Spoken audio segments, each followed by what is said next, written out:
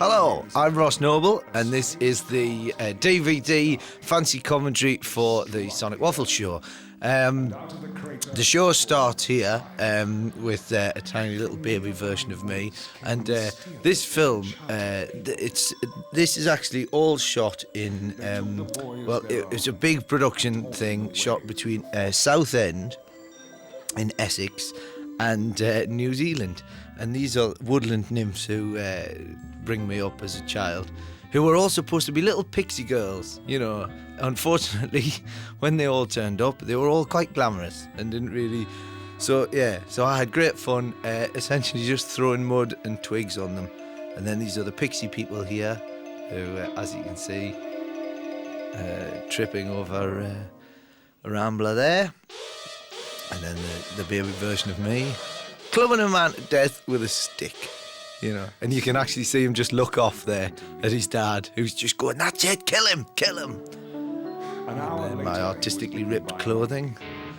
They'll get the high-tech special effects. You might think that's a real monkey there. No, that was just a clever animatronic. And then that there, you might think that was some sort of mock-up horrible swamp situation. No, that's a genuine toxic swamp, again in Essex. He was able to fight off the most ferocious monkey attack and do kung. So this is my sort of tribute. Now, that flying technique there was achieved by rigging me up to wires and essentially having 5 blokes just pulling me kind of Shaw Brothers style through the air. And that's a stuntman, that's a proper stuntman who worked on Lord of the Rings. That's me, that's not me. That's stuntman there. And then this backflip, that's me. Not really, that was the stuntman. Many came to destroy that's me hitting the wall there. But he could not be defeated. Nice bit of kung fu, that. And then that car is actually a hire car that we just got in, sinister black car, and I genuinely got whacked in the back there. And then that bit there where you see me inside the secret lab, that's a storage unit. One of the big yellow storage units where we basically just sneaked in. I had some stuff in storage and I thought, that looks quite like a sort of secret government lab. So we went in and I changed into me kung fu clobber, and we just sneaked past the front door. The people we just went in and there's all people just using their storage units and stuff. And I was dressed in all my gear, laid down on the thing, camera on the top, straight through. And there was old men who were sort of, putting people who have gone through divorces, just loading up their storage facilities. And then there was me with somebody else straddling me with a camera as we pushed ourselves through. So, that was I really enjoyed that film. And essentially just getting beaten up by monkeys is a recurring theme of my life. So, excuse me, I'll just take a swig of fizzy pop. It's quite good, this. I'm doing this commentary. I'm standing up at the moment. I just thought I'd let you in on the magic of it. I'm sort of standing up in a the chair kind of creaks a bit, so I thought I wouldn't sit, otherwise it'll just and you might think that I had plastic hips. So I thought I'd stand up and talk into the mic, but unfortunately, due to the other microphones and stuff lying around, I feel a bit like I'm doing a charity single, some sort of. I might even put one of the headphones just slightly off my ear and close my eyes and throw my head back. Of course, with this being a visual thing and there not being any cameras in here, might be just for me, that. So if at any point you just hear me go, "Ooh, save everybody who's in trouble in the world," then that's why. It's because I'm standing up. This show's 2 hours long, with no edits. That's the other thing. There's nothing chopped out of this show at all. Everything you see there is exactly what happened in the room. So I might get tired halfway through and just go, "Oh." And so if you hear a creaking, don't go thinking that I'm actually doing the commentary from inside an old church or anything like that. It's just me subtly getting into the chair. So you was right. And now you see, the last time I did one of these commentaries, I got to the end and realised that I gave out no information whatsoever, anything to do with the show at all. So I'm going to try and make this one slightly more informative. We'll see how we go. The theatre is the Vaudeville Theatre in London's fashionable West End, down on the Strand, where I did this run of shows. This is the final night of the run, and it was a great theatre. The best thing about this was the fact that I'd have to ride past. I'd come in on my motorbike every night, and I had to ride past the stage door of the Lion King to get there. And Chicago was on next door, and it was every night I'd see like lions just having a fag, and just blokes in grass skirts hanging around, and it's a great way to sort of perk yourself up. To be honest with you, it's a great way to put yourself up. Just in general, is to see a lion.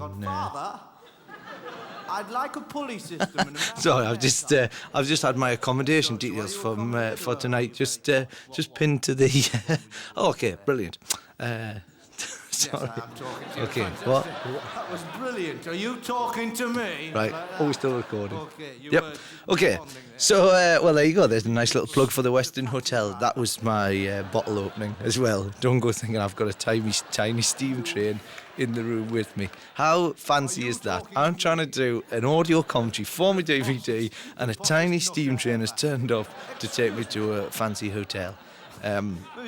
Anyway, that's great. That's kind of, I was feeling all rock and roll, like I was doing a charity single, and then he stuck the thing to the glass there, and I feel like I'm working in some sort of roadside eatery, and they've put the order on the side there. So if at any point you hear, that's me just cooking up some onions. Right then, we're probably about 5 minutes into the show now. I haven't commented on anything to do with the show whatsoever. Right then, I'm just waiting for him to start putting more things on the window, saying hot dog and fries. So this set, now if you look at this, now I've just got to explain, right? You're probably looking at my trousers and you're probably thinking, no, he's wearing leather pants. Now I just want to say I'm not. I don't think I'm Jim Morrison or anything like that. Those trousers, and I'm also not wearing slippers either. They're sort of rubber shoes as well. The trousers are regular black jeans, but they've got a sort of rubberized finish to them, so they sort of look like leather, but they're very flexible. So I'd heartily recommend that if you want a leather look, but at the same time you don't want the heaviness.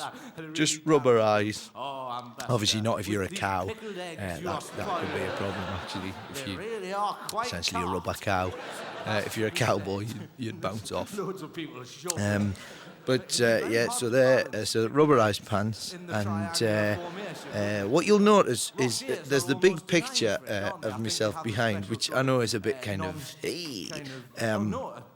but if you watch carefully over the course of the show, it starts off, the whole thing kind of starts in black and white, and then it slowly sort of turns to colour. And the set does as well. So there's just something else just to look for. I like things like that, you know. Obviously, you'll probably just be listening to what I'm saying and not really paying attention to the lights. But you know, it's just an added little thing. I just think, you know, you go and see a show, you just want like some little touches like that, you know, just a slow colour change as the thing goes on. And also, if you watch as well, just at the side of the stage, an old man just shuffles on and makes a small Swiss village out of matchsticks.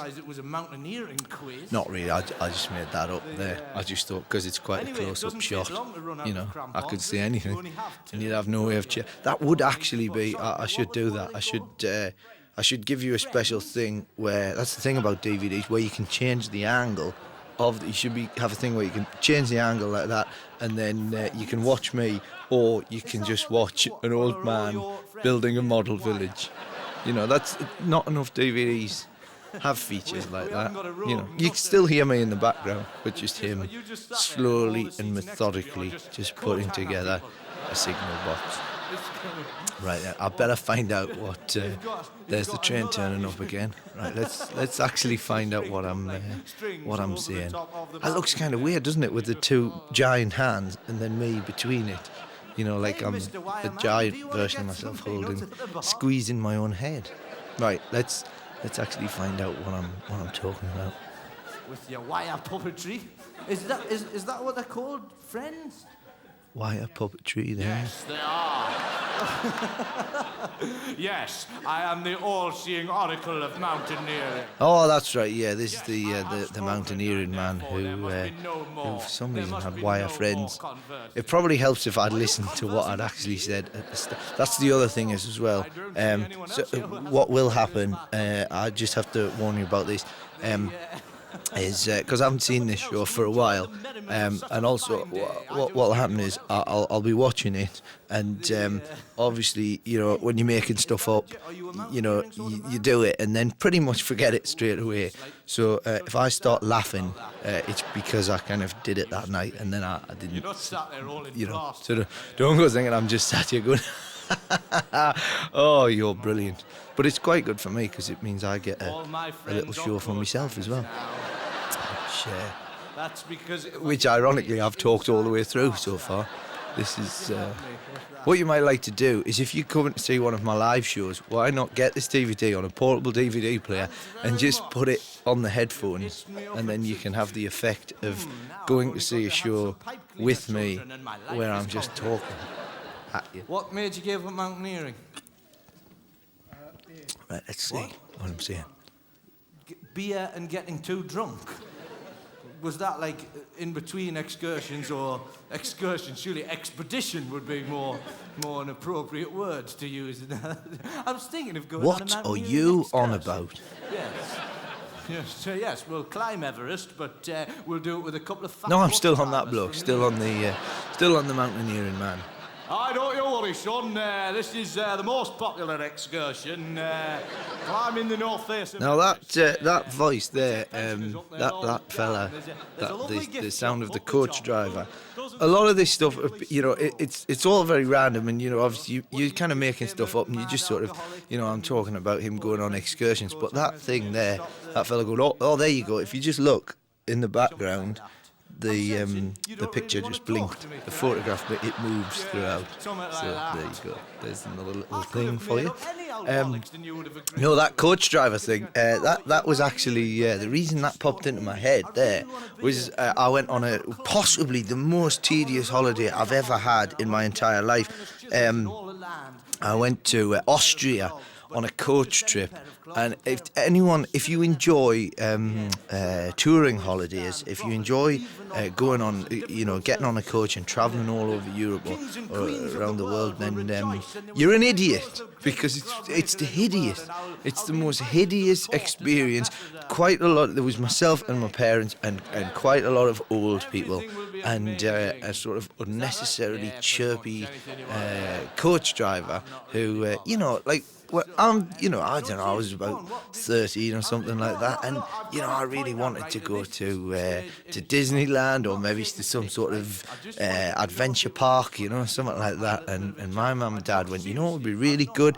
Let's take a 13-year-old and just put him on a coach trip for 48 hours with a load of pensioners and just a chirpy Yorkshire coach. Right, come on, we'll have a lovely time. Here we go, driving down the road. Hey, look at that hill.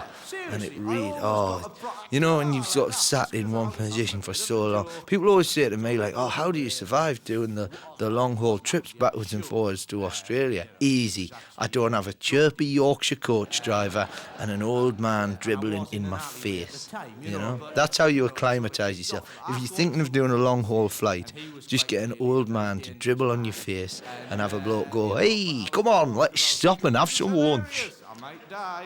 Although that said, there was on that trip there was a fully automated organ that played Umpar tunes, which kind of made up for it, to be honest. The worst crime you can, other than murder, that's probably a bit worse. But you know, I think doing that is a bit like having laser eyes, like laser vision. Woo! And then only ever using it to heat soup. You know what I mean? So, what am I talking? You see, this is why I kind of have to listen for a bit and then tell you about what I'm talking about. Because otherwise, essentially, I'm just like a confused bloke that's just walked into a room halfway through a conversation. What are you talking about? Just in case you went, that's an excellent soup. My favourite of all the bisques. I eat nothing but lobster. So, what's your name, lovely lady? Go on. Did you tell me before? Yeah, go on. What? Rochelle, that's right. Yeah, sorry, I forgot the little. Yeah. Well, she's from Bradford. There's posh people in Bradford. There we go. Bradford making an appearance. That's possibly where the there's nothing. where the coach driver came from. I don't know. I really don't know. You're from Bradford. Do you live in London now? Well, I could say it, but I'd be lying. Sorry, Rochelle. So what do you do for a living then? What's your thing? Excellent. Well, like that. I was imagining some sort of scroll to be produced like that. Well, it has been decreed that I... Scrolls don't really get the... Sorry, go on, what? They don't really get the usage that they used to, you know. Scrolls, well, they were the big thing, you know, before... what was binding, I suppose you'd call it, like kind of book binding became all the rage. I might start a drive actually to return to scrolls. They're probably quicker to make actually. That'd be quite good, getting a complete works of J.K. Rowling on a scroll. Way of getting out of, talking to me, isn't it? Like that. Like, oh, shit. Noble seems to be paying a little bit too much attention to me. If only I was able to summon up a demon, that would make him go, yeah? I'm in a moment, I'm in an ear. I'm in a minute, I'm in a You have summoned me up. What evil work must you want me to do? I like the fact that I seem to think in this, that look at the hands of the demon there. He's bit of a shit request, isn't it? Don't you want me to release the fires of hell from that he mouth? seems to have chicken claws rather than terrifying, menacing talons. Not really, no. It's quite like this Geordie bloke to talk to somebody else, if that's possible. Oh, all right then. The least frightening demon in the world. For some reason, he's Blakey from On the Buses. Popular reference there. The On the Buses. Big fan of On the Buses. I have to say, I have to admit that. I'm a big fan of the. I'm a big fan of the spin-off films. In the 70s, they did quite a lot of like Holiday on the Buses was they just took a sitcom and then just kind of moved it out of wherever it was set and just made them all go on holiday, which I think is it should be used for all popular shows. You know. Not sitcoms, like not all popular shows. Probably CSI and some of those ones. It's one step away, isn't it? They've got all the CSI Miami and New York and CSI on holiday, where they go and have a lovely holiday and then murder happens. Actually, that's Murder She Wrote, isn't it? That was essentially her thing. She just travelled around and people die. Any questions? Yes. If I was to dance with penguins, what would be the best dance to do? Just see what happens. If you could befriend a chimney sweep, that's always helpful. Someone about Dick Van Dyke It's always nice to, make sure all your friends can do this. That's pretty much what it is. Dick Van Dyke holds a weird thing in my head because I once had a car accident and just before I crashed, the one thing that flashed into my head was an image of Dick Van Dyke, you know, which was if you're impressed with some which has disturbed me for many years. But he's so every time I see him on the TV, I flash back to having a horrific car accident, which I always find a bit odd, to be honest. But there's probably some sort of I'll probably have some kind of psychic ability. Dick Van Dyke could have been driving the other car. Probably not. That'd be pretty cool. That's probably why we crashed, actually, because he was on the wrong side of the road. The straddle leap, I believe it's called. And then there's the old, the old over and way like that. Now, the good thing about this stuff here is the fact that you'll see the rubberized trouser in their full glory. It's almost like this is what the rubberized trouser was invented for. You'll see when I run across the stage in a minute. Now, a leather, you see, a heavy leather, it wouldn't have the same give as these rubberized trousers. I say they're rubberized; they're not actual rubber. I'm not some sort of bondage / incontinent freak. There they go. Look at that. Now you see, I don't think it's physically possible to get quite such a chirpy leg motion going without the assistance of some sort of rubberized pant. What the fuck am I doing? It wouldn't at all surprise me, actually. I'd have to check the audio commentary on Mary Poppins, but it wouldn't surprise me if Dick Van Dyke's in a studio somewhere doing the, however many years since Mary Poppins was on, just going, well, of course we used rubberized trousers in order to get the chirpy nature of the Cockney legs. That's probably the worst impression of Dick Van Dyke. Hello there, my name is Dick Van Dyke. He also does voiceovers for the Discovery Channel. Quite a lot of... It's winter time, and Kamumbu, the otter, is making her way back up the river. That's Crichton from Red Dwarf, isn't it? Well, Mr. Rimmer, sir. I'm just amusing myself now. I'm in a room just listening to the sound of my own voice. Looking quite frightened, actually.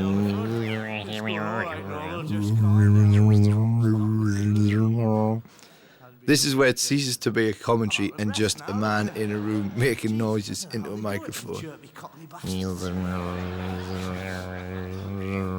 You might like to press your button now, and maybe he's watching old man making a small model village while this noise.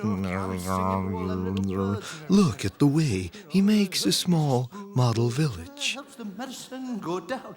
Amphetamines. That's what helps the medicine go down. This is me accusing Dick Van Dyke of being on drugs, I believe. And that noise there as well, that's my stomach rumbling, having drunk a bit too much fizzy pop. It's on the DVD. It's just Dick Van Dyke. There isn't a small man standing next to me going, interesting. Come on, Mary, come on. Yoda, that's what I've done. I've kidnapped Yoda, and I'm just entertaining myself and Yoda in a room. That'd be brilliant.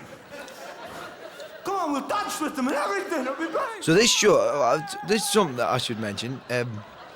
I've done it again, and I still haven't mentioned anything to do with the nuts and bolts of the actual show itself.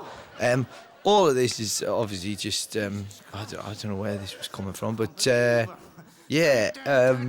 this actual show was, and unfortunately I don't, you might be able to see it in a minute, like on the audience shot.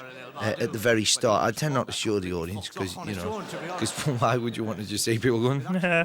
But at the start, there's a shot of the audience, just a very quick shot, and you'll see this was, I believe, this was the night that Michael Moore was in, and in fact, I think there's a point.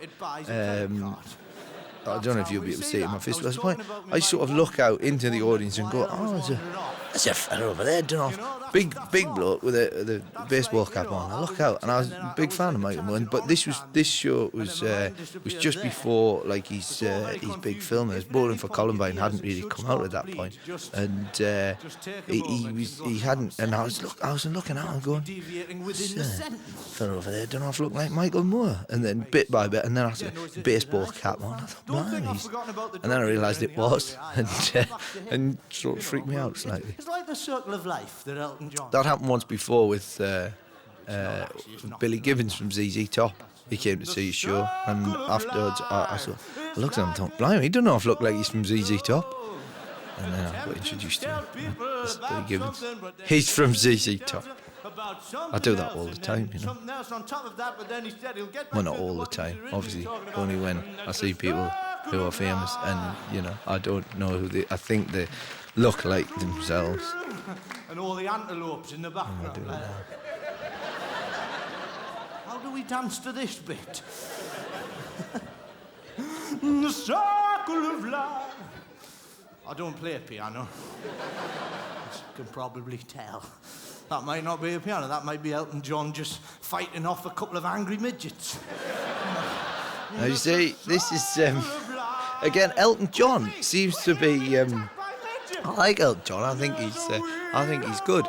But for some reason, he becomes a recurring character. He just pops up from time to time. Old Elton John. Growing tired, and the song's nearly finished. You ask money, Elton. He's not like an obvious, you know. He's just quite a, you know. He's just one of those people where everybody likes Elton John. You'll never meet. I think it's impossible not to like him. So for some reason he's just quite a He pops up, you know, when I'm sort of talking, just making stuff up, and you know, poof, there's Elton John making an appearance.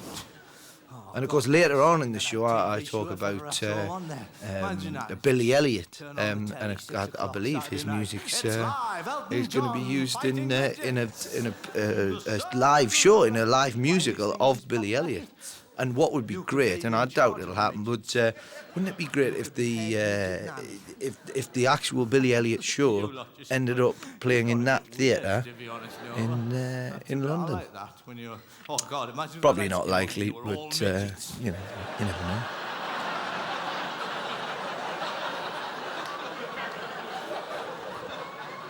I really have to apologise about the rumbling stomach. It's really not on, is it? I'm trying to talk, it's going... Every time it rumbles from now on, I'll just go, all right, Yoda, all right, we'll get you on that tiny train. Don't you worry about that. Got a standing ovation as I came. I'm just going, all right, hello there, and you all go, we're on our feet. Oh, I didn't realise. Like that, especially when you started gently oscillating on your pony. Oh, they'd have to wear stilts behind you, wouldn't they? All right, the woman's oscillating on the... I thought somebody actually was oscillating in the audience at that point there. Circus-based, or have a cannon. Which would be odd. In fact, I think this is the theatre where, if you ever go to the vaudeville theatre, then there's a tube. There's a tube line runs on it. Charing Cross Station, it's just over the road, and the tube runs. So you'll be talking, and you hear the. Which is always fun. And then that would be no good for the rest of the show. You just have a bruised up little fella lying on the floor going, I don't think that was the best idea we've ever thought of. We should have used a trampoline. It would have saved us on the gunpowder. And would have had the necessary height. You're doing it again, look at you. That's funny because I was actually going, what are you on about? Just as myself said back to me. Slightly confused, but at the same time, a little bit scared. That kind of... All right, Yoda, all right, not now, not now. Somebody that has just received a phone call to say they've won a competition to lick the Dalai Lama.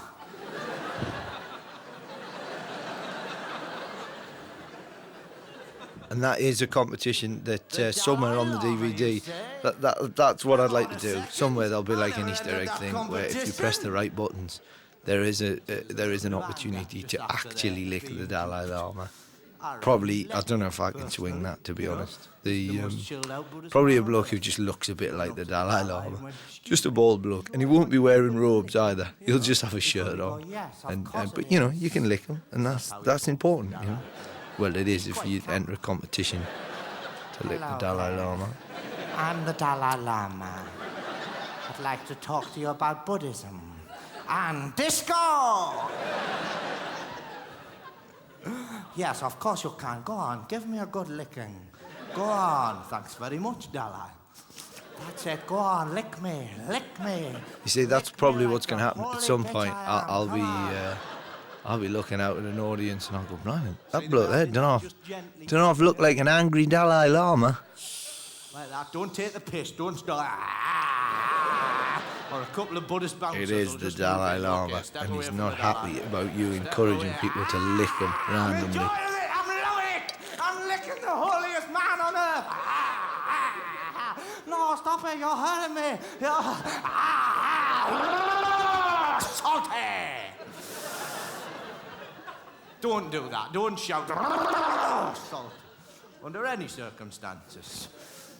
Unless, of course, you're on a guided tour of a salt mine, you know, in which case that's the right thing to do, you know. Salty! Well, they're obviously enjoying it today. I want to start doing that. Few extra That's minutes. yeah, going salty. I might just start doing that on a day-to-day basis, actually. How do I sign up for this competition exactly? It sounds great.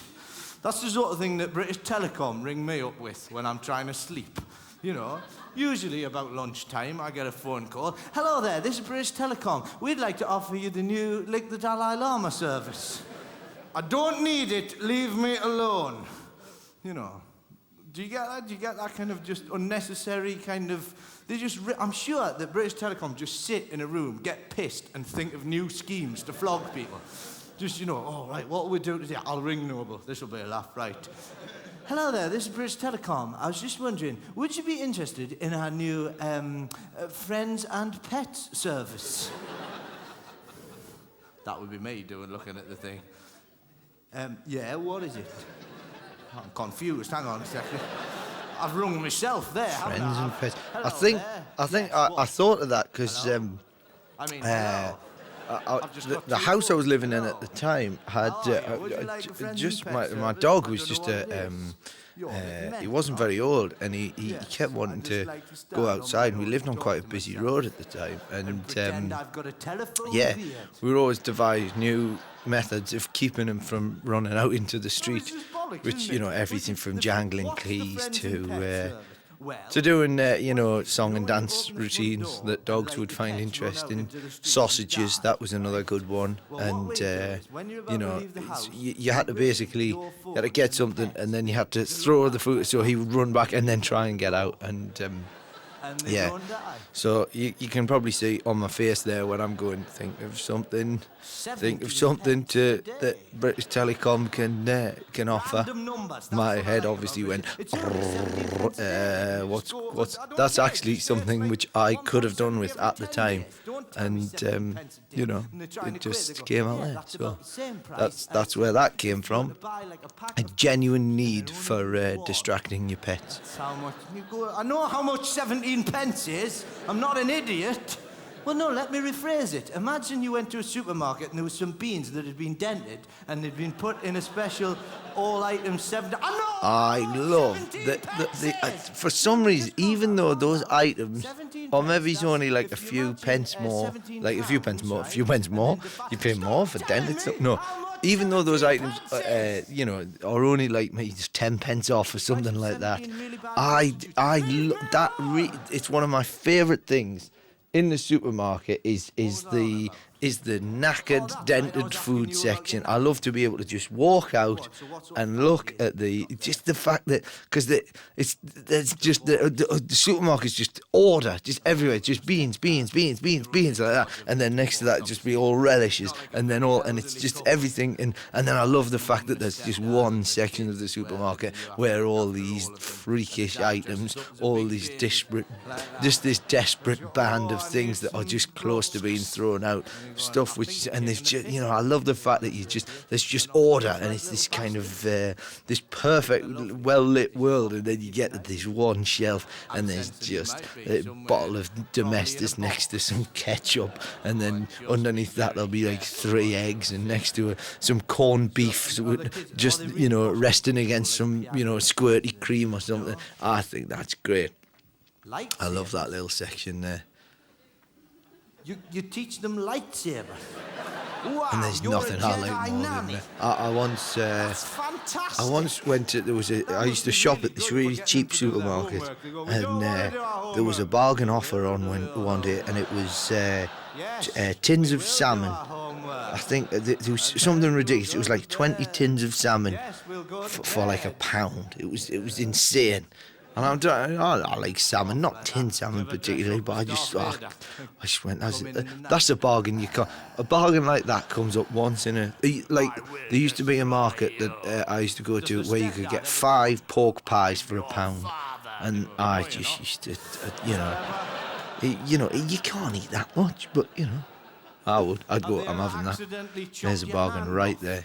It could be like a Brillo pad, just a Brillo pad with a bit of custard on it, and I'd be going, what? How much? 20 pence? And I'm not a particularly stingy person either. It's just the idea of that level of bargain. You can't let it go. It's like the dilemma of somebody coming up to you and saying something like, "Do you want to buy a tortoise? Only a £5."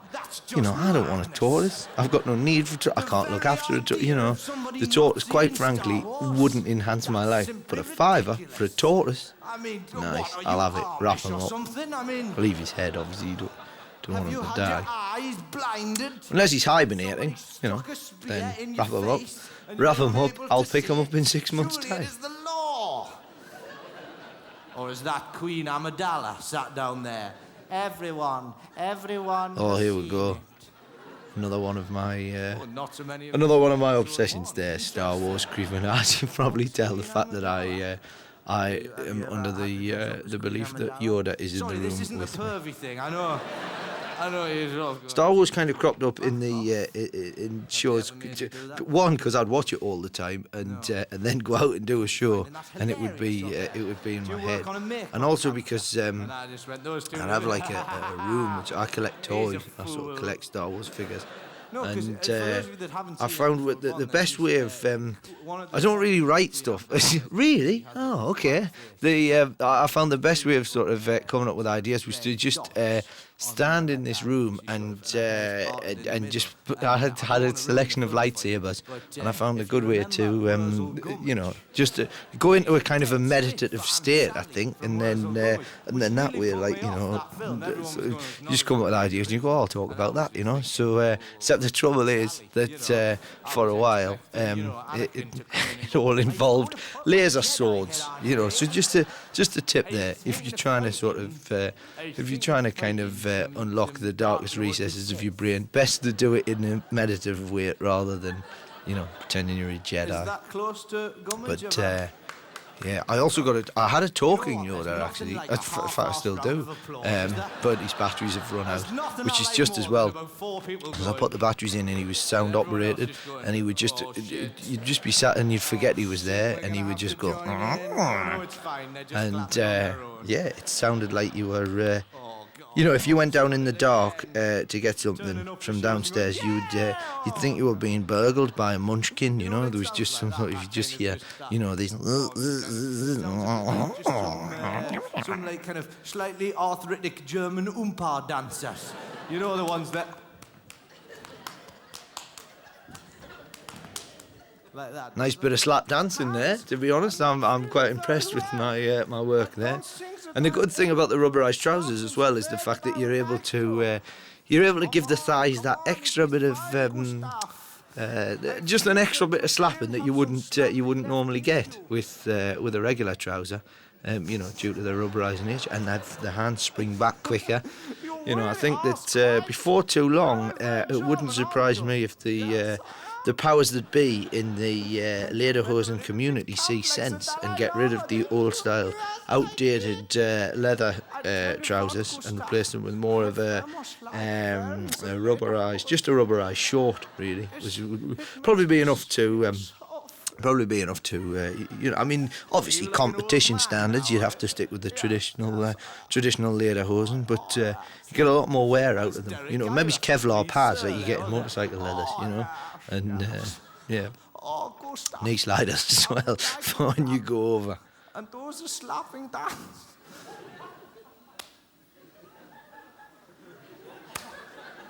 but I simply do not have the energy. That was good. That was my stomach again. If you heard that, just rewind the DVD just a couple of seconds and then just listen to that again. My stomach actually managed to go.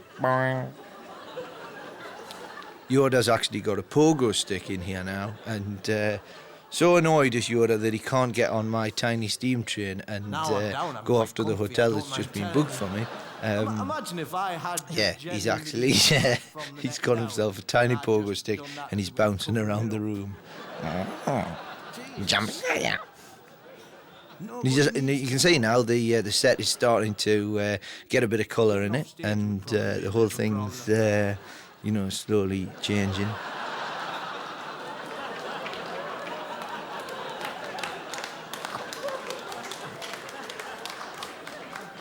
It's Christopher Reeve, the musical.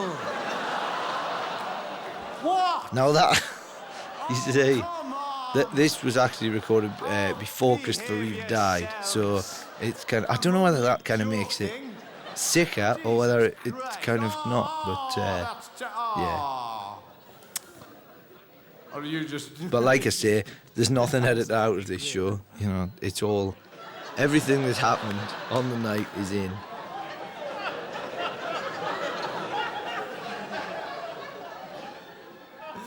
Please just stop me if I go too far at any point. Oh, I can't believe I've actually licked quite a lot of the stage there. That was a very dusty stage. I do seem to remember feeling quite ill after that show. What's he doing? He's attempting to lick an entire West End stage. God, that'd take some explaining, wouldn't it? Going to the doctors. I think I've got stage poisoning. I think I've actually licked the entire stage. I've licked hundreds of years of showbiz tradition off of the stage, and me doctor'd just be going, "You're a freak, get out." I wouldn't go. To be honest with you, I could actually be paralysed from the neck down. That would be And I good wouldn't if you go could see just my if you could doctor. lick I'm the that sort of stage person, and Not that I don't wanna bother actually him, he's a say, twat. if you could lick the stage So he is. and My actually God, guess the biggest who'd twat on the face of performed the there. planet, right? I hate it. You know, Don't- that would. right, this Now is- that's an I've got act. this ear you know. infection, right? It's appalling, right? I got this. What happened was both my ears got completely infected. Right? I was in this hotel, right? Yeah. And I threw back the quilt like that, and I stood up. Now I'm naked. I like to sleep naked. You know, I'm not ashamed of it. You know, I'm a man of the world. You know. Sorry, I've just made myself laugh And I there. stood up. That's I'm giving you unnecessary because I actually stopped information. talking long enough to listen. I feel I'm sharing a little bit too much. Sleep you know? naked. I like to I'm a stand man of the completely world. naked What a great in front of a implying mirror, that. looking at my beautiful. Now this actually happened. It's happened to me in New Zealand where I got as you know, as you probably know if you've watched the DVD. I really hope you have watched the DVD and now you're listening to the commentary, because quite frankly, if you haven't, then But no, it's I not. got this ear Well, infection it'd probably shock, make more right? sense than. You know, stood anyway, up like that. I was in New Zealand and I got I managed to get both of my ears infected. Until I actually stood up. And I found myself just going, I was doing so. I was in the middle of doing shows, and the thing with me, and they're going, oh, we'll have to cancel. And I went, oh, we'll not cancel the shows. I'll do it, but I couldn't hear anything. So what was happening was I'd just see these faces, kind of going. Obviously, it's a visual thing, but I could see people laughing, but I couldn't hear the laughter, and it was very odd. It was a bit like doing a benefit gig for mutes. It was like some sort of mute convention, and they were enjoying it, but they just couldn't quite let me know. But and people come up afterwards going, "Oh, great show." I go, "Was it?" I don't know. I couldn't really hear, to be honest. It was quite.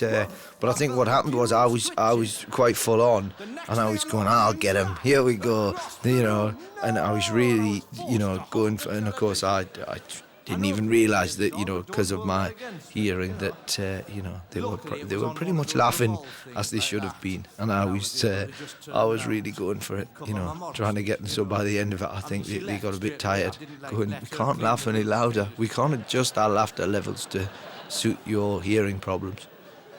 Could you get them cups? And again, you know, a lot of the times people think that the stuff I talk about is just, you know, it's just lies. But this is exactly, well, not exactly how I've embellished it slightly. But I went in there, right, and I said, I've got this ear infection. It's killing me. I'm in agony, right? You know what the cheeky bastard said? He went, oh, is it? Right? Oh, your ears are sore, are they? I went, yeah. And he went, oh, right. How would you describe the pain? I thought, that's not my job, is it? Surely he should get out a big dusty book and go, ear infection, is it? Ear infection, and that should be the thing. Pain level, quite bad. Of course, big dusty book, he could, if he wanted to, he could replace that with a scroll. See? Don't go thinking that I've forgotten about my crusade to you know, reignite the imagination for scrolls. It will happen. How would I describe it? It's a moonlight evening, dark in the forest. Nothing stirs, and then, out of the moonlight, a tiny bird swoops down, its beak pecking my ear deeper and deeper, pecker, deeper. Help me! I've got sparrows in my mind!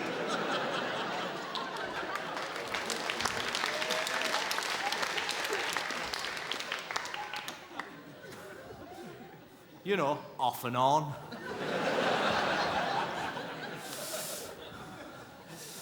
Anyway, listen, we should have an interval, actually. All right, okay, so interval's coming up then.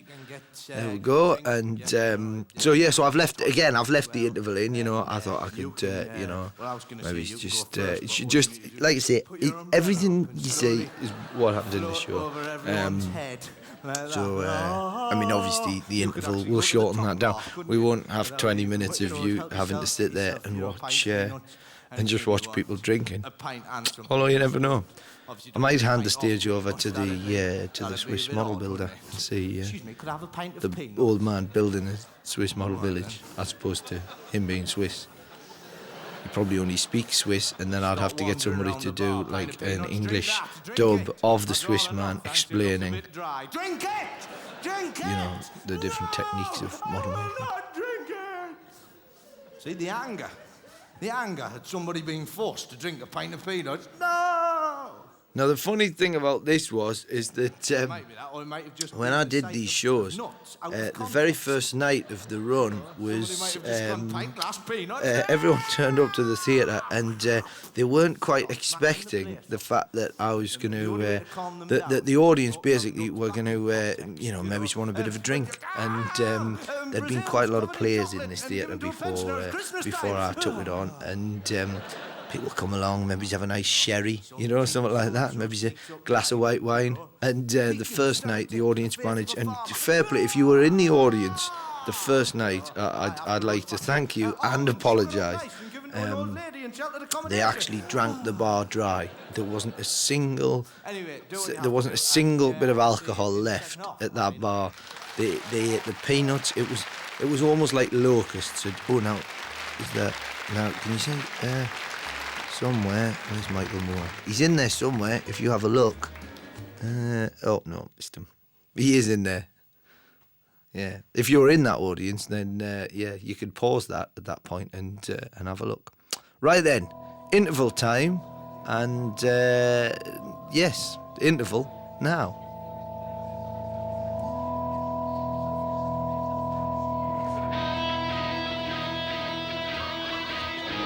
Right then, so that was the interval. As you can see, the picture is now fully colour, and the stage is a bit brighter, and I believe to the second half of the show. I'll let you in a little secret there. I changed my t-shirt, which is why the sweat. Look at you two Coming in under the wire. That's what I like to see. Show a bit of secrets. It's hardly George Lucas telling you how he created an alien, is it? Just going, well, what we did was we gave it to the animators and they created a wireframe, and then we had a guy with ping pong balls on a blue suit, and then we put him against a green screen, and then the blue suit was green screen, green man with a thing, and we put a thing, and then we ran it through the computer, and then we had special motion control. And I'm sat in here, well, I'm not even sat, I'm still standing, just going, well, I changed my t-shirt, and so you can't tell I'm sweating. There you go. How about that? Bet George Lucas is shitting himself. Not a very God, high what am I scoring gonna do? round there for you, was He's it? giving away all the 1.2. big secrets. Shittest return to a seat of anyone in town. 1.2. So how was your interval? Was it good? Not really sure there. Don't know. We've got nothing to compare it against. It's a bit of an odd question, to be honest, Ross. Not really sure. Did nobody sneak through into the Adelphi next door to Chicago to see how good their interval was? I'll have a little look. That was the good thing as well, is the fact that Chicago was next door and, you know, intervals were, I think, probably around the same sort of time. And, Singing. yeah, just the slight difference in the two crowds coming out. You know, one having had quite a lot of Look at you lot. We dancing don't know. and that. This is the first time we've ever And the other been one to theatre is in Chicago. Hey! To be honest, we're frightened just being indoors.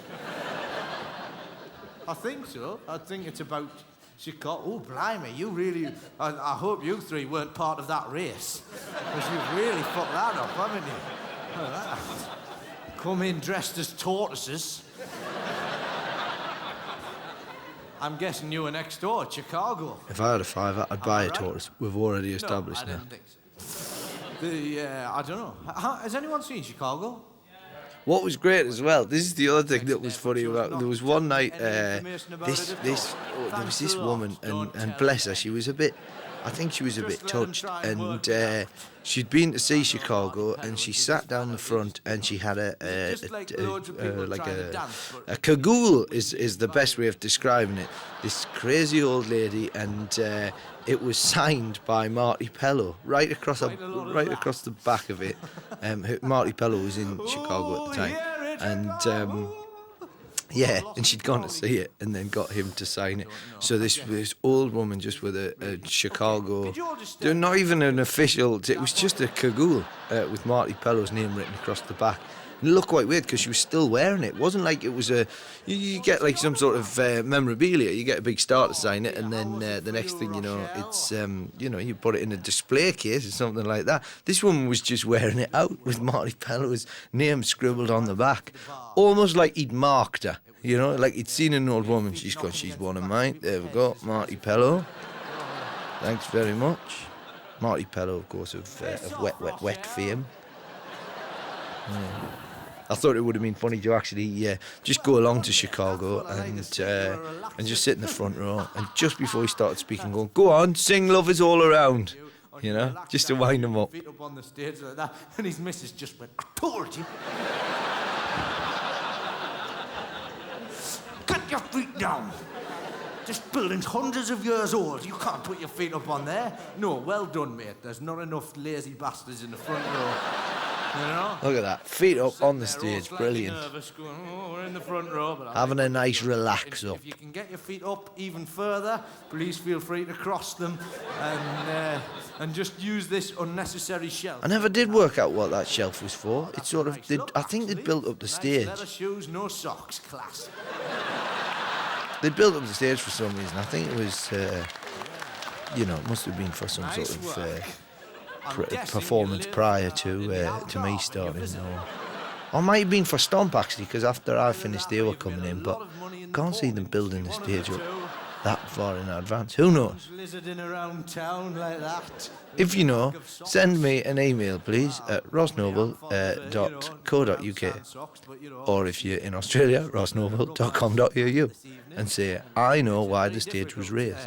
You know, lack of socks. You can quite a lot of chat. Maybe it was the people in the front row who were worried that, you know, if they wanted to crane their necks back fully, they might have had muscular problems, and they sneaked in early, built the stage up, saved themselves a bit of chiropractic. It is.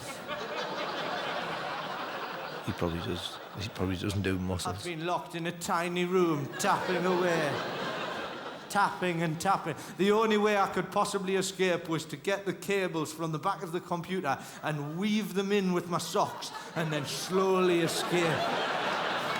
Slowly escape. And unfortunately, due to the hours of sitting on one of those ergonomic chairs, my legs have completely packed up and I have to rest them on the front of the stage like that. They just completely go undone. Oh, has he put his But feet feel down? free. No, he's still If you going up there. actually want to Has he? lie on the necessary show. I don't even know if that's his... That'd be quite good. Imagine if I come back after the interval and you would just lie. Thanks, Noble, for putting this shelf in. It really is fantastic.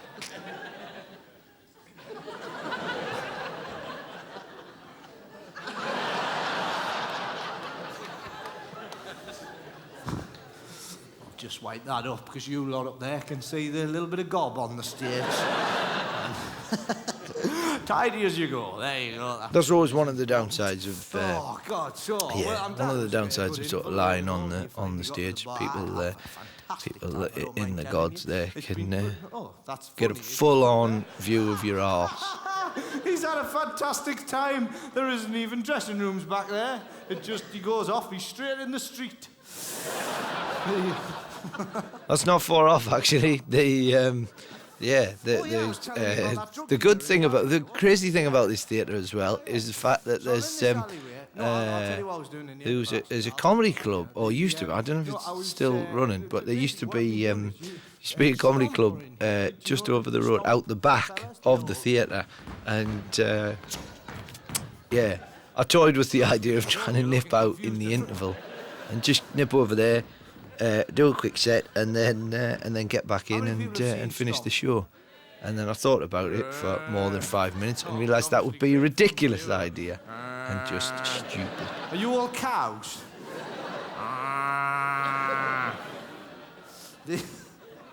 No, for those of you that haven't seen it, right? It's like this. It's toured all over the world. It's a big, fancy hit and everything. They're like, it's like drumming, like so. With dance, it's like fancy dance. All right, here we go. Stomp. Drumming. Yes. It's basically So the like I usual say, bin lids and brooms and all that sort of stuff. after I finished my stint at They this do all this theatre, percussion and this stuff. was And they this do was this the thing with Saturday grooves night, where they go and then Stomp were due to start on the Monday. So all of their stuff had It really is arrived quite good, and was apparently. backstage. Certainly So I literally, and you probably see right at the start, I did have to sort of fight my way through, big things of brooms and that in order to actually get on.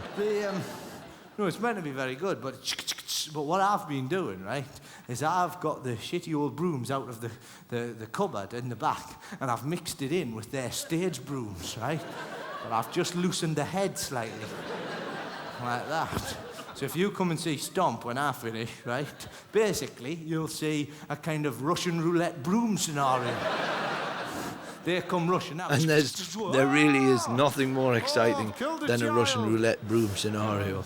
It only really works with performers who use brooms as percussive devices, and witches, of course. Yeah, that's the other one. If you if you just loosen the head of a broom and then stick a witch on, I'd like to just come all out hell the breaks back with loose. an electronic That's why they wear the waffle pointy hats, so that when they slide off the back and fall into the ground, they just, it's like a point, they just stick in the ground. Wow, wow, wow, wow, wow. Everyone's happy. That's more brush, isn't it? Brushes and brooms.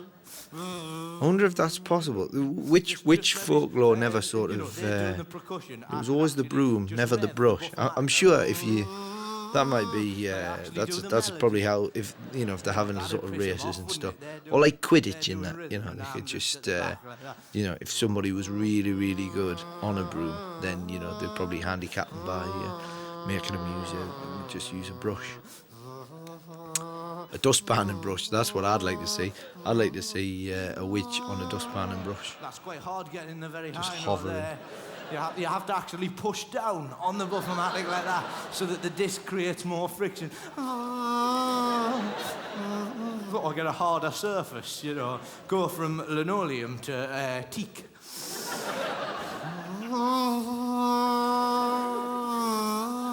Or just take a corner. I once the buffomatic. I once had a go on a buffomatic. When I was at school, the caretaker left one in a corridor, and it was plugged in, and I don't know where he'd gone. And I went, I'm going to have a go at that, which is one of the stupidest things I ever did at school. Because then buffomatics gone off spin, and I turned it on, and it just started going,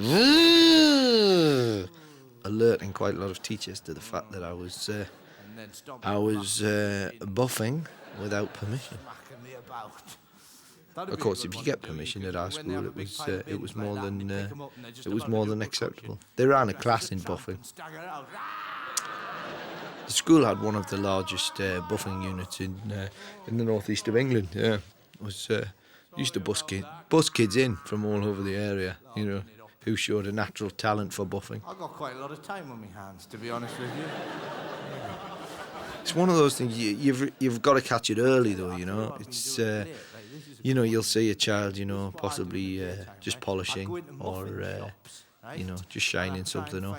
And you've got to take that talent, you've got to harness them, get them into a special school that caters for their, you know, that caters for their needs, i.e. buffing, and then you can go from there, you know. You kind of look like that and you kind of, there's a face.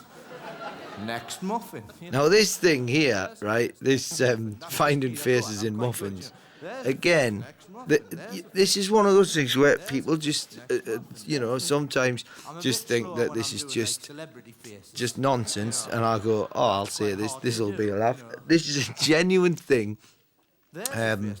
which started. I was on tour, and I found myself just quite a lot.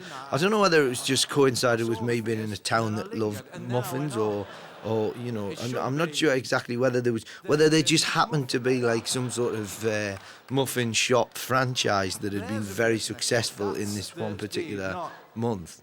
But it seemed to be that it was kind of just seemed to be. I found myself in muffin shops on a regular basis, and faced with too many decisions, and I was trying to decide what muffin I was going to have, and this happened several times. I would be staring at the muffins, trying to decide, and the woman behind the counter, you know, they'd be standing there just sort of going, you know, almost trying to pressure you into decide. And I just find when I'm under that sort of pressure, it's like in a restaurant, you know, it takes me so long to read the menu that I always just sort of panic at the last minute. If you ever have a meal with me and I order something and then go, oh no, actually I'll have this, it's because I've tried to read the menu quick enough and then not been able to do it, and then just gone, oh, I'll have that, and then while they're taking everyone else's order, I'll go, oh, actually no, I'll have this, and change. So yeah, so the pressure of me trying to decide which muffin I was gonna have, my head just shut down and just went, look, there's fit, and you know, start seeing faces in the tops of muffins, which sort of inspired this thing here. John, and I'd sort of recommend that you try. I know. I sort of recommend. No, I do recommend. I sort of recommend. That's a bit non-committal, really, isn't it? I sort of recommend it. You know, I think that's why I could never really be a film critic. You know. Oh, there's this film here. Oh, I sort of recommend it, you know, if you like that sort of thing. It's all right. Guy represented in the tops of muffins. Service. Yes, please. 17 pence a day. Next muffin. The trick to doing celebrity muffins is, like you want to know. Yes, what is that, Ross, exactly? Yeah, we were wondering, you know, if we wanted to get into the whole muffin spotting business, you know, I mean, what would be... No, the trick with celebrities is to do celebrities that already look a bit like muffins before you start. Clever, you see. The Elephant Man. Elizabeth Taylor. You know. Steve McFadden from TV's EastEnders. You know. Look at you lot all racking your brains now going, People reaching down for a book of who's who on TV, in brackets, that look like muffins. Be a very I've got that book, not the muffin bit, but I've got a brilliant, it really is a classy book. Who's Who on TV, 1972. And it's everyone who was big on TV in 1972, and it's a top read. If you've ever got an afternoon and there's some sort of muffin shortage on, I recommend you try and find it in a second-hand bookshop, and you see all these people who no longer exist anywhere on the planet. I wouldn't be as nonchalant as that. All right there, yeah, whatever. Right then, hello there, right, hello. The world's most famous people, don't you worry, we'll have a cracking night. Later on, couple of strippers and a meat raffle. So, okie dokie. Hey, I tell you what, let's give away all this shit and get partying. And that there, Be a bit more, you might recognise if you've seen the my other DVD on Real Time, you might recognise that as the monkey, Stephen Hawking's monkey assistant. There we go. There's a little through thing there. Thing about cinematography or something. The people that cinematographers really are. They use light like an easel, like a. This is one of the things that always winds me up. This, whenever you watch the Oscars and you get them coming out there, you know, just trying to be all serious and very kind of you know. And I think it'd be really good just to have somebody in the front row just going bullshit. Yes, the cinematographer uses light like a small wine rack. Not really fully explaining what you mean. Right then, the job of a sound editor is a bit like that of a miller. In the same way that flour is gathered and put through it. Just stop a second. Who is this bloke and why is he presenting an award? I do like millers. That's it's a much goes to. it's a much sort of unrewarded profession, really. Millers. I think it's since they moved the whole business out of the windmill, they seem to have lost it's lost its kudos. You know, it's lost the. It's a missed opportunity. There's not the same glory in milling that there used to be. I think that I often thought that the miller was the missing member of the village people. You know, I often thought that's, you know, they'd covered all the other angles. You know, they had the cop and the Indian and the other one, the sailor. Was there a sailor? Probably. You know, they had all the different. There was cop, Indian. Oh, construction worker, that's right. And yeah, I just thought a miller, just a big, fat, flour-covered man standing at the end, not even dancing. You know, the rest of them, let them do the dancing. In the navy, do do do do do do. You know, and then just there he was, just standing at the end, just with a big, flowery face, just smiling. You know, or maybe he's not smiling. Maybe he's looking slightly, just looking at the village people, you know, as if to say, "Come on, there's no need for dancing. We've got milling to do." Yeah, the lost village people. There's quite a lot of, you know, the butcher. You know, they wear a sort of a uniform, don't they? They've got a kind of, you know, just all the village people dancing away, and then just a blood-stained man at the end. You know, maybe he's holding a cleaver, maybe he's not. Dear me. Oh, that's right. I was in the alleyway with the drug dealer, wasn't I? The lollipop man, an old man. He's retired, but he wants to, you know, he wants to keep things, you know. Wants to keep things interesting. He's got a job as a lollipop man, you know. In fact, he could start. What he could do is, at the end of every dance, he could walk out in front of the village people and just put up his sign, as if to say, "Stop now," and they'd know. You know. Of course, there'd probably be a lot of tension between him and the cop, you know, because the cop, strictly speaking, he's got the jurisdiction to stop the traffic anyway, whereas the lollipop man only at a crossing, really. Going to cause a lot of problems, that. Best just stick to the miller, I reckon. Muffin-based spotter like myself standing there. There's a face next muffin. There's somebody walks up behind me. There's a face next muffin. There's a face next muffin. There's a face. Jesus, you're good. Yeah. Oh, yeah. Hang on a second. Hello. There's a tiny muffin child baked into the pastry. Whoa, I've been rumbled. Now, strictly speaking, I've just realised that's funny. The fact that it's not really pastry, is it, on a muffin? It's pastry something different. I mean, I don't claim to be, you know, like Jamie Oliver or anything. I don't claim to know the, you know, but surely there's no pastry involved in a muffin, unless it's a very, very swanky muffin. Go free! Oh shit, the stags had that one. I told you we should have just put them in someone's house. Not woodland creatures. Oh, blimey. So, I'll tell you what else I do. This is something else I do. I invent dances. Yeah. Hey! Okay. Are you a choreographer? Are you? Yeah. That's my pop again. Excellent. Fizzing up. You would make a shit spy. I'm not on fire. You really would. Imagine that. So, are you in Got any to this way a point in the spy? commentary No? and accidentally set myself on fire, but out of politeness, didn't mention it to you. All you heard was just fizzing in the background. Maybe the fire was started as I cooked up some of the onions that I was doing before. This is one I invented. See what you think of this one, right? See what you think of this, right? That's not it. That's just me. It's just me limbering up. Don't turn up to the dance floors of London's fashionable West End. Just walk up to people and this will impress them. I always refer to it as that, even in conversation. I always refer to it as London's fashionable West End. It really does annoy my friends and family quite a lot.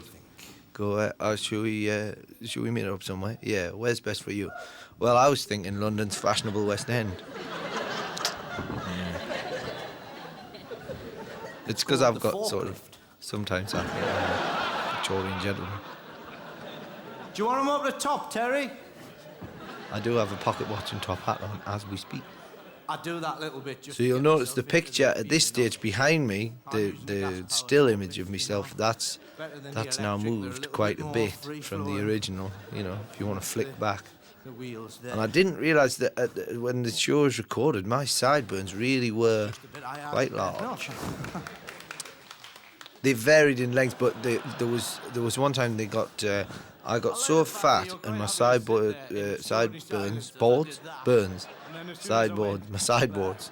my sideboard at home got bigger and bigger.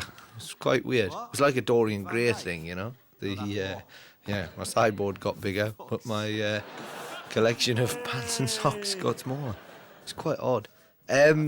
My sideburns, got so big at one point, and I got so fat, and I had short hair at the time, and I was at Warner Brothers Movie World on the Gold Coast in Australia, and a Buddy Holly impersonator went, "Oh, it's Elvis." And that's when you've seriously got to start looking at your sideburns and whether or not they're fashionable when you're getting the piss taken out of you by a man dressed and paid professionally to impersonate Buddy Holly.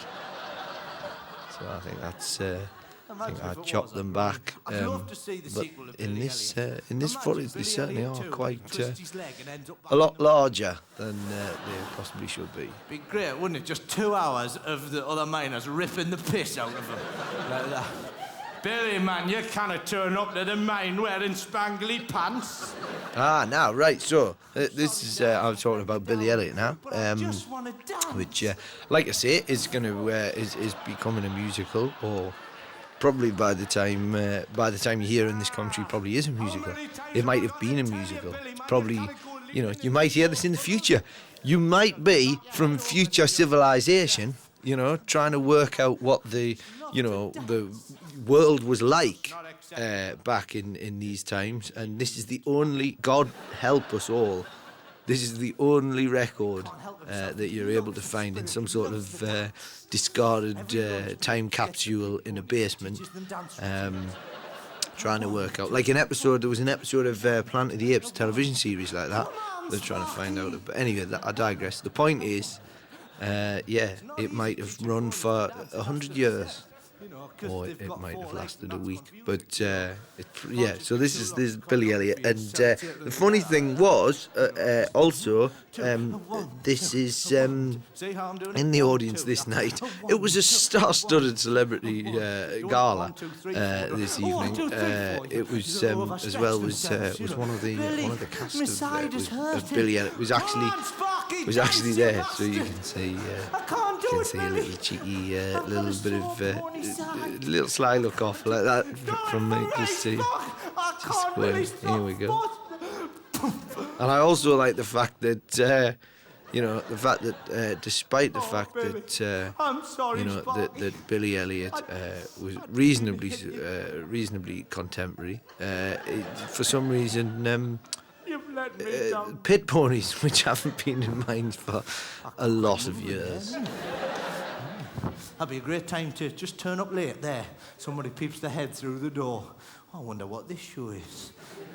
I like to sort of, I like to just take things and just kind of stretch the possibilities slightly, you know. You can't sneeze at a touching point like that. I've let you down. Let go! Sorry. I'm allergic to abused horses. And I will be. There'll be an address at the end of this where you can send money for people who are allergic to abused horses, because it's about time. We did some research. And, obviously, the effect would rid be somewhat the world. ruined We could when just they stop found abusing out horses. Of that course. was a dancing That horse. would save time, but Bit of a fuck up, Or worse still, instead of But that'll one, come up at two, the end, a so you one, can- two, you can 5, 6, 7, 8. send your donation I can't, Billy. I don't to stretch people that who far. are allergic Do it, Sparky. to abused horses. Oh, shit. .com. I've ripped Sparky in two. That probably is an actual website, What actually. have you done, Probably Billy, type that in man? and see what You've happens. ripped Sparky in two. You've destroyed him. You've got two halves of a severed pony. I'm sorry, Dad. I didn't mean to. I was just trying to teach him the ways of the dance. All is not lost, Billy. Don't you worry. Give us the back end. I've got an idea. Give it to you. Look, I'm a centaur. No, this sort of, it's funny, because it's sort of like, it's kind of cute, but at the same time, Come on, get the front. really quite wrong. Somebody, I think that's going to be very effective, to be honest with you, Dad. getting a dead horse and playing with it. It's essentially just me humping half a severed pony, to be honest.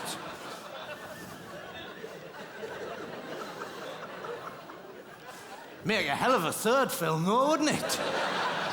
Billy Elliot 3, Pony Loving. They're more than welcome to use that idea in the musical. Actually, I think that would make an excellent. It would make an excellent. Just a showstopper. You know, half a. The good thing is, you'd save on their costumes because you'd pantomime horse. There, you only need the front or the back half, either way. And, bit of music. What are you doing, Billy? Nothing, Dad. I was, it's contemporary dance. It looks a bit weird to me. I'm just, the pony, right, represents the coal industry that has been cut down so much in the past couple of years, and I represent the government, slowly but surely, humping the remnants of what is left. To be honest, Billy, it just looks like you humping half a pony. Yeah, pretty much, Dad. But, you've got to think of a way out of these things, haven't you? Sparky's getting a bit cold now. There you go. There's always a point. There's always a point where you just go, actually, what, are you all part of you've the countryside really gone Alliance, too far are you? now. You've all travelled down early. I say, let's go to a show before we protest about fox hunting. That's appalling. He doesn't realise the country ways. And of course, they've banned fox hunting now, haven't they? They've hunting with dogs. So yeah, this is and quite a lot of the people mentioned in this show have subsequently died as well. So yeah, that's like a student production. Like honestly, the leap between student dance and the professional, certainly the one I saw. You wouldn't. It was horrible. I made the mistake of taking my mate Tony, right? Who is again? This is a true story, and he was really pissed off because I was trying to impress this woman, and I thought I'll take him along and show some culture and that, and he was well cheesed because he wanted to see Under Siege, and there's a big problem there. And which it has to be said is one of the classic films of all time, Under Siege. It's all very well making a musical out of Billy Elliot and all the rest of it. I'm sure it'll be successful, but really, Under Siege, the music. It happened a few years ago. Cameron McIntosh put on the Witches of Eastwick, and apparently he was given the complete back catalogue of, I think it was like Warner Brothers or something like that, and they said you can make a musical out of any of the films, like any of our films, just help yourself. And he chose The Witches of Eastwick, which, what are you doing? Under Siege, the musical, You've got dancing chefs, you've got the kind of bit of knife work, bit of dance, but it's perfect, And I didn't see him for like a fortnight. And then I said, what was all that sports watch spoke? He went, I've never had a watch. Brilliant, And they should put people like him in Parliament. Do you know what I mean? They go, I'd like to ask the right honourable gentleman, we feel that, how do you feel about the whole selling arms to foreign regimes, when we supply them, and then sports watch, sports action. This bottle of pop has lasted quite a long time. I'm very impressed with that. I don't feel you're answering the question. I would like to refer the right honourable gentleman to the answer I gave some moments ago. What kind?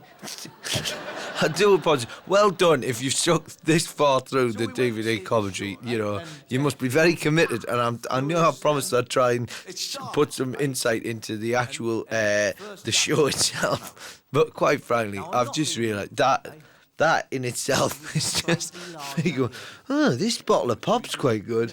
I do apologise. That really wasn't worthy. It didn't really warrant recording and actually placing on a commentary over a show, did it really? Me just going, that's a nice bit of pop. I've lost a bit of weight just recently, actually. And I think that's going to become a recurring theme, because if you've listened to the previous DVD commentary on the Unreal Time show, it might have been on the Regent's Park show, I spilt fizzy pop all over myself while I was recording that. And you'd think I would have learnt by now that essentially fizzy pop is the enemy of DVD commentaries. You'd think I would have something in my head would have gone, last time you came a cropper with the fizzy pop, best leave it, But no, you didn't. You got your pop, started drinking it, and now you're commenting on it. And also, where can I go from here? The fact that now, the first commentary I did, I spilled fizzy pop on myself. This commentary, it's lasted quite a long time, and it's become a kind of and it's making my stomach rumble, and Yoda, noise is coming from it. Where can I go from there? The next DVD is going to have to be recorded entirely, like just flood a room full of pop, and then just have me load into it. And the whole of the commentary will just be me going, which would probably actually be more informative than anything I've said so far on this commentary, But there we go. What can I tell you? The set was built out of the finest plywood from Burma. No, probably not. Burma's probably not the best place to choose it. Yeah, Burmese plywood, yeah. Find the dodgiest country you can. It was cheap. I don't know why. This set only cost us £4. Yeah, it was quite bizarre. I have, because firstly the name. Right, here we go. I'm now going to watch the show, and I'm going to give you some insight into the processes of the stand-up comic. Here we I've never go. been Let's visited have by a look people, but, you know, and I'm see what I guessing can tell you. You know, shitty you might be powdered planning on sand becoming a comedian yourself. isn't actually You know, enough or you to might bring be a real joy filmmaker to a trying to celestial check out, entity, you know, what commentaries are I like mean, on you know, these things. you're there, right? And You're a shepherd, yeah, right? you know, you might want to. You 'Cause might they're be the ones thinking, that tend to what, be you know, told the most what by insights. So unwanted I'm going to give you an angel insight. Right, here we go. Oh God, shepherds! They're all the time. You go to a shepherd bar, they're all sat around, bloody angels again. You know, they have Shepherd to put a boss. That manatee probably angel wasn't the fence. best point to. Probably wasn't the best point to go back and say I'll give you an insight. Yeah, because I'm talking about bars frequented by Barbed shepherds. wire doesn't work because There probably is. I mean, you know. That's the great thing about my shows. You see, some people do a huge amount of research. You know, some people will, they'll spend a lot of time, make sure that they know exactly what they're talking about. I tend to find it's best to just go. Oh, there's probably bars where shepherds hang out. You know, prove me wrong. Pistol grip thing there. And then, Don't, like, all by the way, notes there if you that sat you at home play, and you're, and then there's like you bellows know, there. you're listening to this and And you a cymbal, well, I mean, actually, the shepherd an oscillating the shepherd head. clubs closed down Get many on years QVC ago late at night due if to the you- fact that Hey, ring, ring, ring! they Get the new they all got George Foreman refurbished in the sheep tender out. 1970s. New carpets were put in. You weren't And allowed ring to come in before with midnight work and we'll boots give you on. this Shepherds only optional wear work baby boots. George No one was sheep allowed tender in. for the little lambs, The bar you didn't take know. the money it should have done. You know. And if you ring before 11, They we'll slowly give fell you, into decline this and extra were sold off sheep for plinth bingo halls. for raising the sheep up to a more manageable tendering level. You can You probably know, to still avoid find bingo stooping halls and around the causes world of with shepherd back. tiny railings outside for tying up Put you out of your action sheep. for quite a while. Ring before 10 and we'll give You probably the- don't need to these tie up all lovely your sheep, do you? You just have to tie up guides. one, and then the Place rest the would sheep in copy. position so you don't tender them off the side. Because the You know, sheep. How many times with the old Does that? style I wonder. plinth Because have you would that placed work the if sheep you on without guides trained a and sheep? thump I like might that? do that. I might buy an For every side, animatronic Billy. sheep Well, never again. and Send 6 you know in a pack, get George, the and puppeteers that's to right, do a 6 in dance pack. routine and see if the other sheep 4 and copied. 2 That'll spare. be That yeah. is the quality promise that these Oh, I hoof do guides apologise. provide. Or you can I put went all for 6 on, longer have than the a sheep minute on without there, swigging on and this just a fizzy little pop, sheep with its front and that's leg. caused a lot of problems. Just do 1.5. The throat got dry. It's up to you. And I got overexcited about Or sheep 3 and chickens. caused a coughing fit. Warning, do not use this device on poultry or it'll knock it that's and your enough warranty in won't be the pop, it covered. really Don't do is. it, you bastard. That's a subtitle there running across the bottom of the screen. You know, just look like puppets were telling you that, wouldn't it? Hey, don't use this device on poultry under any circumstances. Now, the It's good gonna thing about cause a this lot little of problem section if here, poultry is used. This these specifically is if for you sheep want. day. Yeah, I mean, I know you that said this it. show's probably some of it's not How suitable. many times have we Probably received not suitable broken for the under agricultural fives. But this equipment? bit here, It's full of feathers when it why was not meant to be just for show sheep. them that, just on a little Yeah, it just on a ain't little on. loop. It makes me so mad. You might want to stop it before they start making love to each other. You know, that's how I always find. If you're showing something to kids, always best before No, me neither. that happens. You know, always pause it before the love making starts. Hey, how comes we got the same voice? Porn, always best to do that with porn. I Don't find. know. You know, play the opening Sounds like scenarios that for the fucking kids. You know, they love it. You know, Yeah. fella comes round. You know. I'd Is your much fridge rather broken? fight Yes, it is. crime on the You know, streets of New York what's the than matter with it? Because taking this essentially, bullshit. I think, like, if you, not that I'm an but you aficionado I on the can porn think film, of but you know, worse jobs. all that business of like two what's people more, standing there, means kind I of going, get "Hello to there, spend time with you. is this your fridge? It sure is. Is it broken? Yeah. Can you fix it for me?" Essentially, that's just like an episode of like Bob the Builder or one of those type of, you know. But you know, it's the same. You know, it's the same very simple setups that kids like. Just edit out the rude bits, obviously, Don't be and shy. you know that way you'll save a fortune on. Think I love you too. You'll save a fortune if you have quite a large porn library, obviously. But yeah, probably cost you the same amount to buy the porn as it would to buy the kids' videos. So yeah, ignore what I've just said there. I'll just have a nice bit of pop and sit here quietly.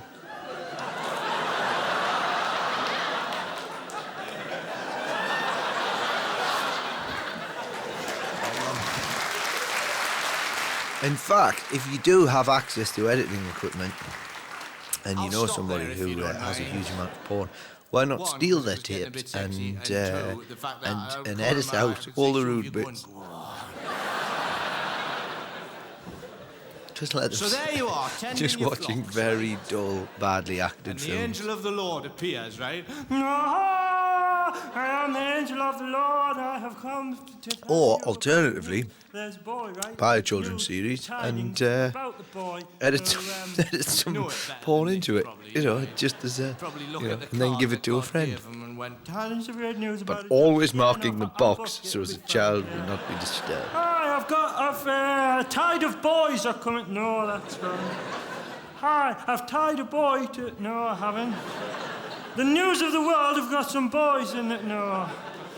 To be honest with you, I haven't really mastered this messaging lark. It's a bit of a shit job, to be honest.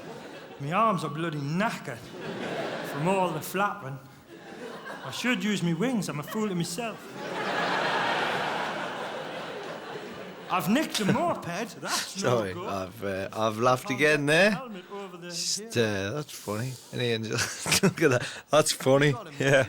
An angel saying I'm a fool of myself. It's all gone to shit. would you like this shitty powdered snack?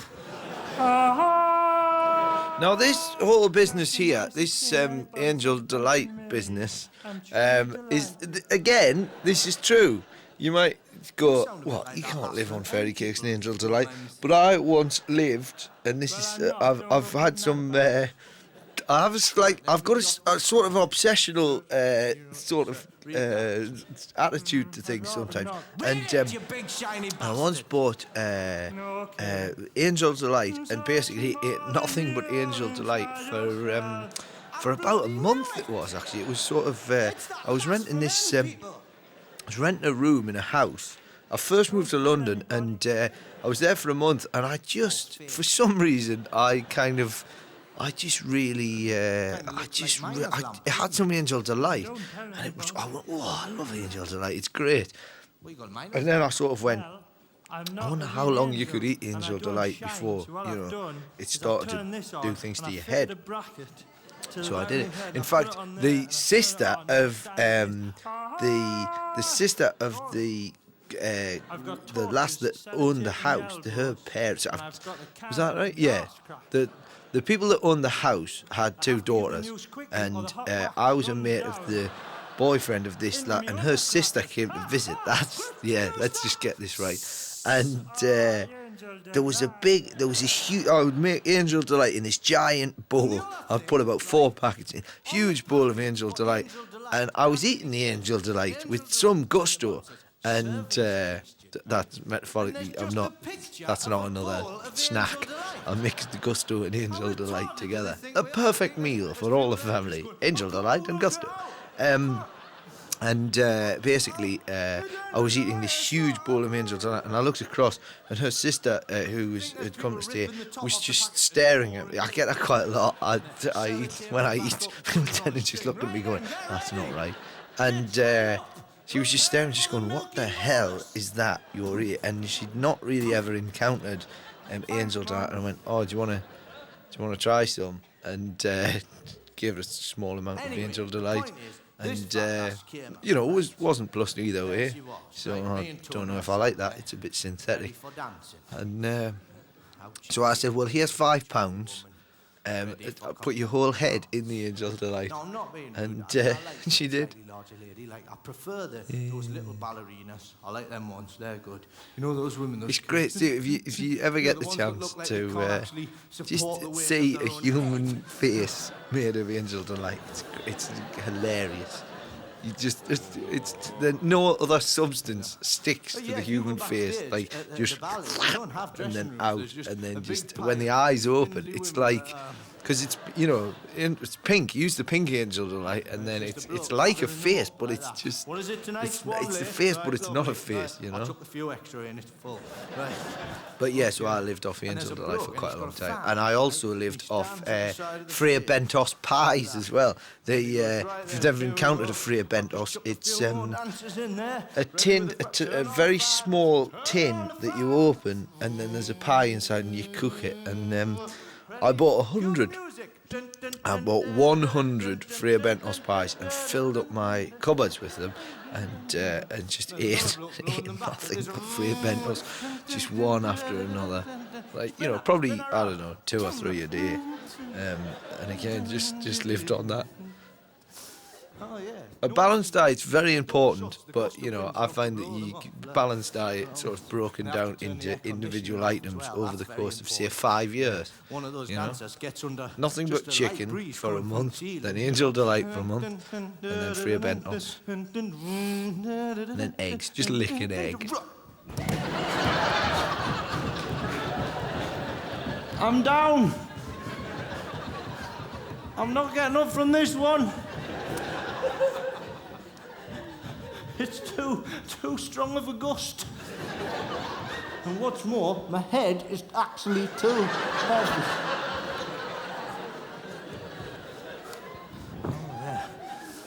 So you can see as well now that these cubes on the stage, they've got lights inside them, and they're starting to light up. On the stage, like that. It's a good job the show's only 2 hours long, otherwise the sheer power of the lights would have melted the whole set. They're all just sat there like that, totally transfixed. Probably not, actually. Not even putting the crisps in their mouth. Probably just made that up. When the stage is just full of swans, I'll just be waiting like that, hiding at the back of the auditorium, right? Just pretending to be a bit pissed, right? I kick the door open, poof, and stagger down the aisle with a big bag of bread. Come on, you swan bastards! Come on, you swan bastards. What a great thing to shout at any show, not just at the ballet. Out came this big fat lass, right? Now, the problem that I had with this woman, right, was not the fact that she was dancing and that, and she was large. The fact she was dressed head to toe in silver lycra. Not a good look. It's not a good look. I was actually scarred quite badly as a child from our house used to... it was next to a park, next to a local park. And people used to, all the joggers used to jog around, and oh dear, as is their right to do, but they were quite, you'd get some, you know, you'd have your tea, you'd think, I'll just have a look out, you'd look out the window, and then in the park you would just see people who, quite frankly, you know, shouldn't, I mean, you know, I'm not saying they shouldn't have been allowed out of the house, but, you know, just people, you know, and fair play to them for having a go. Fair play for them, you know, fair play to them for getting in the spirit of fitness, you know. But quite frankly, I think, you know, lycra, there should have been, when the scientists invented lycra, they should have stopped and go, we found this miracle new synthetic fabric. It's going to revolutionise the way that the clothes are never going to be the same again. They're going to be given a quality of freedom that we just can't, and somebody should have just gone, stop. Are we actually thinking about the consequences of what we're unleashing on the world here? And one scientist would just be going, come on, it's going to be revolution. No, stop. Just think about somebody who hasn't moved off a couch for, say, 12 years, and what's the first thing they're going to put on? And that, the effect that it had on me as a child, just seeing, you know, these, essentially, just these bags of lard, just, yeah, tricky, very, very tricky. I mean, you know, good on you if you're a grotesquely fat human being. You know, like I say, I've been there myself, you know. Buddy Holly turned round and pointed that out to me. I've always got that. But The entire audience yeah, turned I would just say, you know, if you are going to start a fitness regime, what you want to do is you want to match your weight with the density of the fabric, you know. So if you say, like, you know, if you're a 6 foot fella, you know, and you weigh 10 stone, you know, bit of lycra, there you go. Everyone's a winner, you know. But you know, if you're a fella who's maybe, you know, 4'6", you know, and you're 28 stone, probably best not to encase yourself in some kind of tomb of synthetics. Anyway, look, that's all from me. It's been a pleasure talking to you. I'll see you again. Thank you very much. Good night. Good Lord, that's the end of the show. Look at that. Right then, so I've been in here for 2 hours, then, have I? Blimey. Just as I was having a rant about, just as I was having a rat. I was just having a rat. I'd run out of onions to cook, so I thought I'd cook up a rat. Just killed one on the floor over there. There was a shot of the onions there as it span around. Should have pause, but get your pause button and look here, Michael Moore. That's not him. You see Michael Moore, hugely talented man. Massive amount of respect for him. He wore lycra pants. I'd never buy another book or see another film by him ever again. At this point, before I tell you about that, it's is just there any not more, right. Muffin-faced celebrities anyone to throw in? I bet a few people went, oh shit, he's gone, and I just thought of one. Any now? As this is the last night, there's no coming back, you know. Hey, you know. I'll probably be on the other side of the world. I'll be in Australia. I'll walk out on stage. I'll go, hello there, and someone will go, Beryl Reid. Uri Geller. He's got a very pointy face, Uri Geller. I think you've confused muffins and crackers. All right, so we're back to the muffins now. I mean, I'm talking about, you know, muffins, the American ones, not the English breakfast muffin. Unless Uri Geller's got very bad skin and you'd confused it, and it was probably not. So. Look, for fuck's sake. Johnny Vegas, Donkey Tramp. Donkey Tramp. That was good. The bloke went blah, blah, blah, blah, like that, and that's the one I heard. And the other guy just very quietly just went, Johnny Vegas. Somebody just push a wooden donkey on. Stomp couldn't wait to get ready.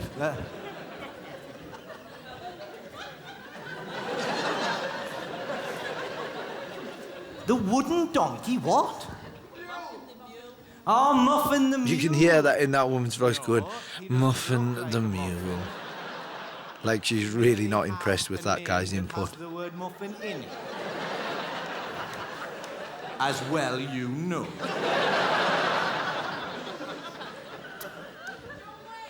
John, that's not even it. Even for fuck's sake. Right, lock the doors. We're staying all night.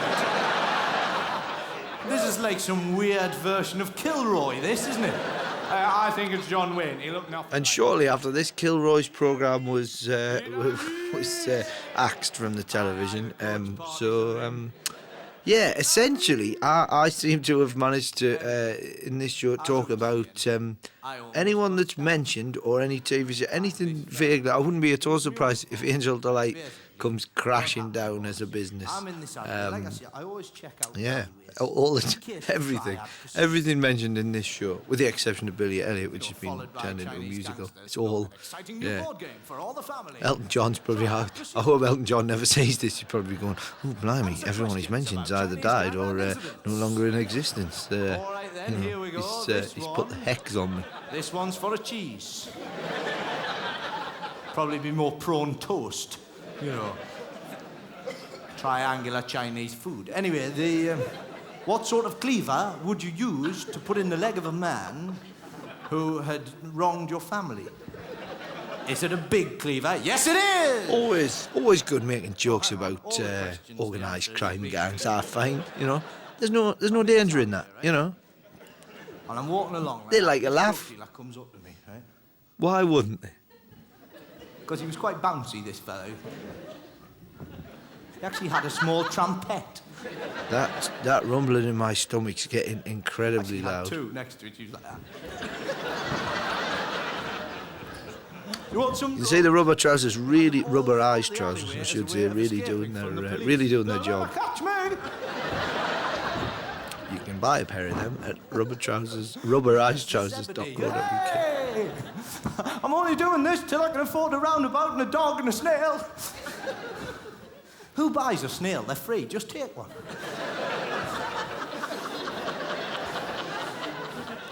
Do take a snail, of course, unless you're at a snail show, which they have them. They're like dog shows, but take a lot longer. Only wanted 30 pence for a cup of tea. Somebody spent a long time breeding the snail, grooming. Not really.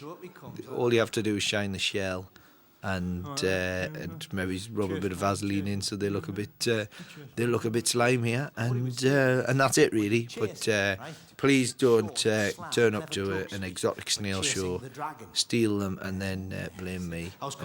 The views expressed by me are not necessarily those of me. Clever drug speak. So he's gone. You chasing me, are you? You chasing? Now, at first, he was mumbling, right? Now, I mean, obviously, I didn't pick him up on that. That would be somewhat churlish, shouldn't it? Excuse me, dear boy, could you enunciate? How do you expect to sell any drugs? You chasing? I thought he said, are you Jason? But what kind of way is that to flog drugs? You know, come up to somebody, excuse me, are you Jason? Yes, I am. Well, if you like my powers of deduction, you'll love my fancy drugs.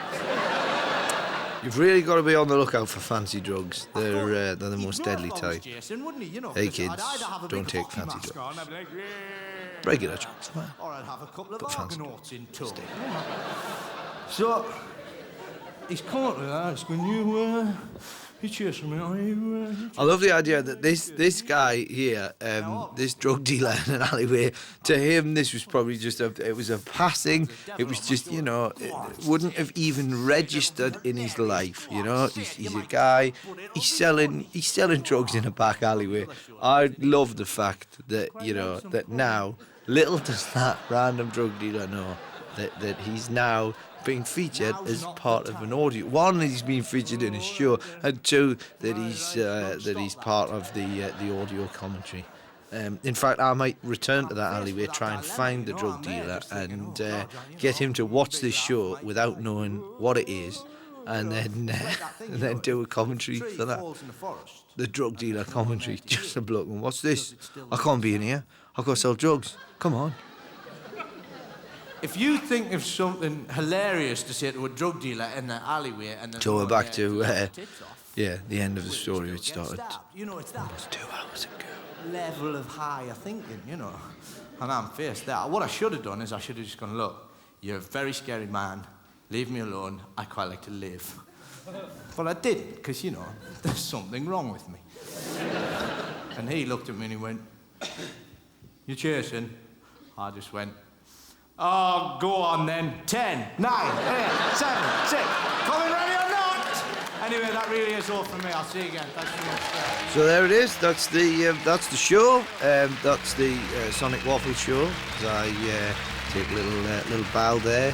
That's not Michael Moore's head. Sorry about that. So yeah, it's all colourful in that. I'm sure you'll agree. A stunning and unique insight into into a show, into a mind, into the overall experience that was that show, and now as the credits roll on this, you'll be able to hear a song which titled "There Goes Noble," which is a little story about what happens after I walk off stage and into the off into the night, and you can also see you can also see who was involved in the sound there, done by Orbital. That's not the band. I thought about getting them to do it, but really, quite frankly, I mean, I'd come out, I'd be trying to talk about muffins, and it'd just be like. You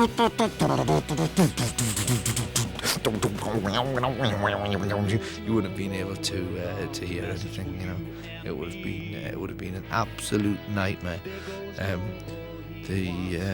John Blow, there, editor, he's I think there's only about 10 edits in the entire thing. There's very few different angles there. Like I say, nothing was taken out, so John there only having to do half the work that he would have had to have done. I chopped it around there, and there you go. You see, that's the other. I'd never mentioned that at the start. A voiceover artist, Peter Serafinovich, very funny comic performer, but also did the voiceover at the start, and he's the voice of Darth Maul in Star Wars. Darth Maul, Darth Maul, and so I was brought on by one of the Dark Lords of Sith, which is good, and also you can see other people that people appear in the film there. Benjamin Crellin, who, like I say, Glenn Levy, he's the stuntman from New Zealand, and Benjamin Crellin as well, stand-up comic from New Zealand. If you're a fan of comedy, wind yourself back. Well, wind the thing back. Don't wind it back. It's a disc. You can't wind it back.